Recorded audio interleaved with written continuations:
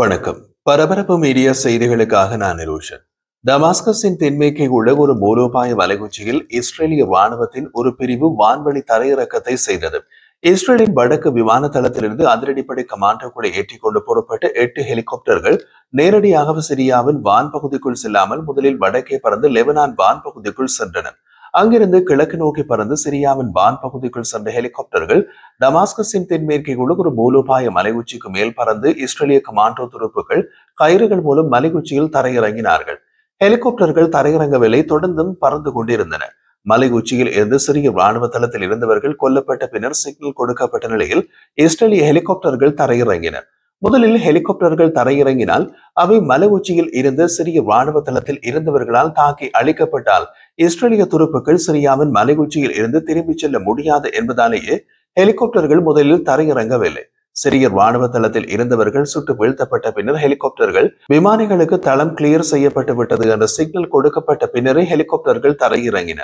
அதன் பின்னரும் மேலும் 2 மணி நேர ராணுவ நடவடிக்கையை மேற்கொண்ட பின்னரே இஸ்ரேலிய ஹெலிகாப்டர்கள் அந்த பகுதியை விட்டு வெளியேறியதாக 2 சிறிய ராணுவ வட்டாரங்கள் தெரிவித்தன. பஷார் அல் அசாத்தின் ஆட்சி வீழ்ச்சி அடைவதற்கு முன்பு, இஸ்ரேலால் அழிக்கப்படுவதற்கு முன்பு ஈரானால் இயக்கப்பட்ட ஒரு முக்கிய வான் பாதுகாப்பு தளமாக இருந்த ஜபல் மேனியாவில் தான் இந்த மலையுச்சி தளம் அமைந்துள்ளது. பொதுவாக இது போன்ற உயரமான இடங்களில் வைத்து வான் பாதுகாப்பு சாதனங்கள் இயக்கப்படுவது வழக்கம். அதற்காகத்தான் டமாஸ்கஸின் தென்மேற்கே உள்ள ஜபல் மேனியாவின் மலை உச்சியில் வான் பாதுகாப்பு தளம் ஈரானிய ராணுவத்தினால் அமைக்கப்பட்டது. அந்த ஈரானிய ராணுவ தளத்தில் தான் இஸ்ரேலிய கமாண்டோ துருப்புகள் தரையிறங்கியதாக சிறிய ராணுவ வட்டாரங்கள் கூறுகிறார்கள். பஷார் அல் அசாத்தின் ஆட்சி வீழ்ச்சியடைந்த மறுநாளே ஈரானால் இயக்கப்பட்ட அந்த முக்கிய வான் பாதுகாப்பு தளத்தில் இருந்து பழைய சோவியத் தயாரிப்பு S-200 வான் பாதுகாப்பு சாதனத்தை இஸ்ரேலிய விமானப்படையின் குண்டுவீச்சு விமானங்கள் தாக்கி அழித்தன. அங்கிருந்து ஈரானிய துருப்புகளும் கொல்லப்பட்டன. சிரியாவின் ஆட்சி மாற்றத்தின் பின் புதிய சிரிய ராணுவத்தின் பல துருப்புகள் அந்த தளத்தை மறுசீரமைத்து அங்கு நிலைநிறுத்தப்பட்டன என்று சிலர் கூறுகிறார்கள். பாதுகாப்பு வட்டாரத்தை சேர்ந்த வேறு சிலர் அங்கு தொடர்ந்தும் தங்கியிருந்தது ஈரானிய ராணுவம் என்கிறார்கள். இதில் எது நிஜம் என்று தெரியவில்லை. எப்படியோ அந்த தளத்தில் இருந்தவர்களைத்தான் இன்று இஸ்ரேலிய கமாண்டோக்கள் தாக்கி அழித்தனர். அதன் பின் இஸ்ரேலிய கமாண்டோக்கள் 2 மணி நேரம் மலையுச்சியில் என்ன செய்தார்கள் என்ற தகவல் கிடைக்கவில்லை. சிரியாவிலிருந்து இஸ்ரேல் திரும்பிய போதும் இஸ்ரேலிய ஹெலிகாப்டர்கள் லெபனான் வான் பகுதி ஊடாகவே பறந்து சென்றன.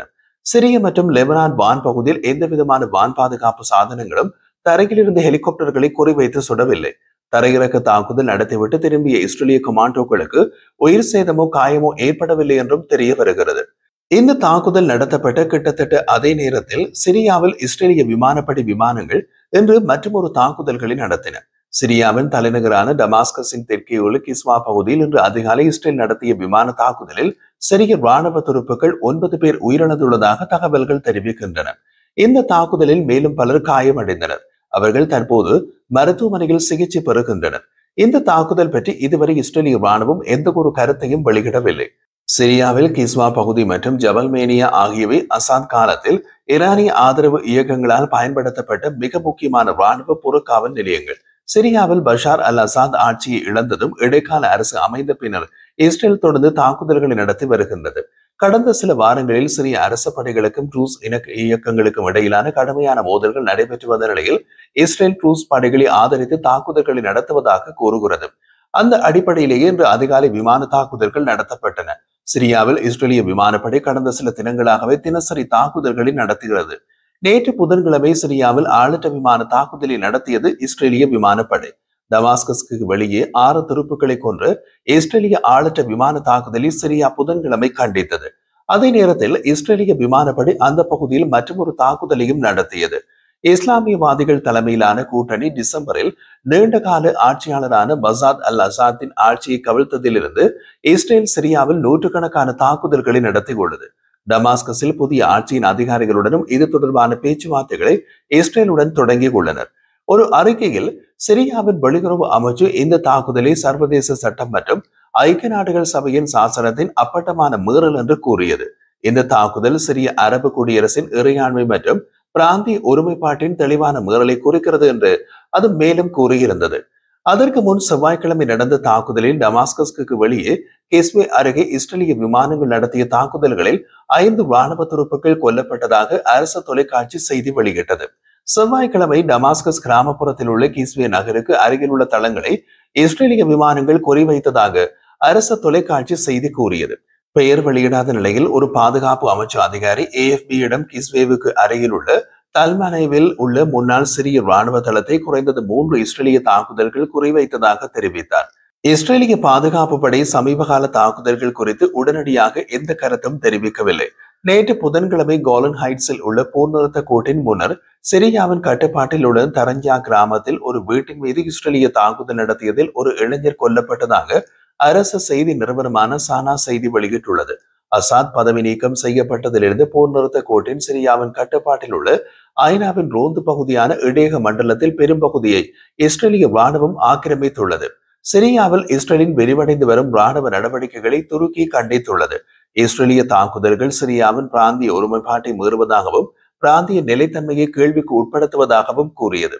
துருக்கி வெளியுறவு அமைச்சு ஒரு அறிக்கையில் சிரியாவில் இஸ்ரேலிய தாக்குதல்கள் அவை முடிவுக்கு கொண்டு வரப்பட வேண்டும். மேலும் சிரியா முழுவதும் அமைதியை உறுதி செய்வதற்கான சிரிய அரசாங்கத்தின் முயற்சிகளுக்கு ஆதரவு வழங்கப்பட வேண்டும் என்று கூறப்பட்டுள்ளது. வளைகுடா நாடுகளும் சிரியாவுக்குள் இஸ்ரேலிய ஊடுருவல்களை இறையாண்மையை வெளிப்படையாக மீறுவதாக கண்டனம் செய்தன. இஸ்ரேலின் தொடர் தாக்குதல்களை அடுத்து 2020ஆம் ஆண்டு இஸ்ரேலுக்கும் பல அரபு நாடுகளுக்கும் இடையிலான உறவுகளை இயல்பாக்கிய சர்ச்சைக்குரிய ஆப்ரகாம் ஒப்பந்தங்களில் சேர சிரியாவின் புதிய ஜனாதிபதி அஹ்மத் அல் ஷாரா மறுத்துவிட்டார். நேற்று புதன்கிழமை சவுடி பத்திரிகையாளரான அல் மஜல்லாவிடம் பேசியிருந்த அவர் சிரியா நிலைமையை மற்ற அரபு நாடுகளை விட வேறுபட்டது என்றும் இஸ்ரேல் 1967ஆம் ஆண்டு கைப்பற்றிய கோலன் ஹைட்ஸ் பகுதியை இன்னமும் ஆக்கிரமித்துள்ளது என்றும் கூறினார். சிரியாவின் முன்னுரிமை 1974ஆம் ஆண்டு படையெடுப்பு ஒப்பந்தத்திற்கு திரும்புவது அல்லது அதே போன்ற மற்றொன்றை செய்வது என்றார் அவர். அதாவது தெற்கு சிரியாவில் சர்வதேச மேற்பார்வையின் கீழ் பாதுகாப்பு நிலைமையை கட்டுப்படுத்தும் என்று ஷாரா விளக்கினார். 1974ஆம் ஆண்டில் ஐக்கிய நாடுகள் சபை இஸ்ரேலால் ஆக்கிரமிக்கப்பட்ட கோலன் ஹைட்ஸ் பகுதியை சுற்றியுள்ள சிரிய மற்றும் இஸ்ரேலிய படைகளை பிரித்து ஒரு அமைதி மண்டலத்தை உருவாக்குவதற்கான ஒரு ஒப்பந்தத்தை உருவாக்கியது. அமைதி மண்டலத்தில் ஐநா அமைதி காக்கும் படை நிறுத்தப்பட்டது. இருப்பினும் முன்னாள் ஜனாதிபதி பஷார் அல் அசாத்தின் ஆட்சி 2024ஆம் ஆண்டு டிசம்பர் மாதம் வீழ்ந்த போது இஸ்ரேல் ஒப்பந்தத்தை மீறியது. அமைதி மண்டலத்தின் நிலத்தை கைப்பற்றியது மற்றும் சிரியா மீது அடிக்கடி தரைவழி ஊடுருவல்கள் மற்றும் விமான தாக்குதல்களை தொடங்கியது. இஸ்ரேலிய பிரதமர் பெஞ்சமின் நேத்தன்யாகு முன்னர் தெற்கு சிரியா முழுவதையும் இஸ்ரேலிய ராணுவ மயமாக்கல் செய்ய போவதாக கூறியுள்ளார். அசாத்தின் வீழ்ச்சியின் வேகத்தை கண்டு இஸ்ரேல் ஆச்சரியப்பட்டிருக்கலாம் என்றும் சிரியாவின் அதன் நலன்களை பாதுகாக்கும் விதத்தில் நீண்டகால ஆக்கிரமிப்புக்கு திட்டமிட்டிருக்கலாம் என்றும் ஷாரா கூறினார். சிரியாவை பிரிப்பதை இஸ்ரேல் இன்னமும் ஆதரிக்க கூடும் என்று அவர் குறிப்பிட்டார். சமீபத்தில் ட்ரூஸ் பெரும்பான்மை மாகாண ஸ்வைடாவில் மதவெறி பதற்றம் மோதல்களாக மாறியது. இதனால் 1000க்கும் மேற்பட்டோர் கொல்லப்பட்டனர். அது பற்றி குறிப்பிட்ட ஷாரா ட்ரூஸை பாதுகாப்பது என்ற சாக்கு போக்கின் கீழ் இஸ்ரேல் சிரியாவின் பல விமான தாக்குதல்களை நடத்தி உள்ளது. சிரியாவை பிரிப்பதை நோக்கமாக கொண்ட எந்த ஒரு கொள்கையிலும் வெற்றி பெறாது 1967 முதல் கோலன் ஹைட்ஸ் ஆக்கிரமிக்கப்பட்டுள்ளது. அந்த ஆக்கிரமிப்பை யாரும் அங்கீகரிக்கவில்லை. மேலும் அது அரபு பிராந்திய அல்லது சர்வதேச ஆதரவை பெறவில்லை. ஏனெனில் நாடுகள் பிரிவினையை எதிர்க்கின்றன. அவர்கள் இந்த ஆக்கிரமிப்பை விரும்பவில்லை.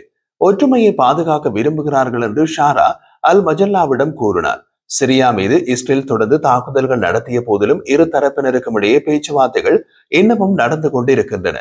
விரைவில் ஒரு பாதுகாப்பு ஒப்பந்தம் எட்டப்படலாம் என்ற ஊகங்கள் உள்ளன. அல் மஜல்லாவுடனான தனது நேர்காணலில் ஷாரா சிரியாவின் மற்ற அண்டை நாடுகளுடனான உறவுகளை பற்றியும் குறிப்பிட்டார். லெபனானுடனான உறவுகளில் புதிய பக்கத்தை தெரிவித்தார். முன்பு நடந்த அசாத் ஆட்சியின் கொள்ளைகளால் லெபனான் நிறைய பாதிக்கப்பட்டுள்ளதாகவும் சிரியா அதன் மேற்கு அண்டை நாடான லெபனானில் ஆதிக்கம் செலுத்த விரும்பவில்லை என்றும் கூறினார். மேலும் துருக்கி, வளைகுடா நாடுகள், ஜோர்டான், ஐரோப்பா மற்றும் அமெரிக்காவுடனான உறவுகளை மேம்படுத்துவதை குறிப்பிட்டார். சிரியா அதன் சர்வதேச தனிமைப்படுத்தலை முடிவுக்கு கொண்டு வர பாடுபடுவதாகவும் அவர் கூறினார்.